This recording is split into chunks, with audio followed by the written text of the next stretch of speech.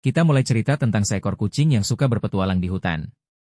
Suatu hari, saat sedang menjelajahi hutan, kucing itu bertemu dengan seekor kelinci yang sangat gesit dan lincah.